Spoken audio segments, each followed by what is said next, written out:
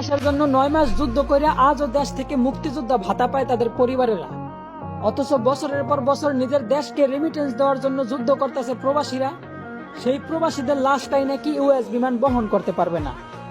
তো বলি, তোমাকে বাপের টাকা দিয়া প্রবাসে আইছিলাম রে, তবুও তো মাসের পর মাস সেই প্রবাসীদের কষ্টে কামানো রেমিটেন্স পকেটে নিয়ে চলাফেরা করো। সব প্রবাসীরা মিল্লা যখন তোমাদের ওই ইউএস বিমান বয়কট করে দিমু, তখন দেখবো ঠোঙ্গার মতো খালি বিমান আকাশে ওরা কি করো। বলি, জিন্দা প্রবাসীর কষ্টে কামানো রেমিটেন্স দিয়া বিমান তৈরি করিয়া আবার সেই বিমানে প্রবাসীদের মৃতদেহটাই নিতে অস্বীকার করলা। বিষয়টা এমন হইল না যে সারা রাত নিজের ইজ্জত মানুষের কাছে বিলাইয়া আবার ভোর রাত্রে উজু করে নামাজে দাঁড়াইলা।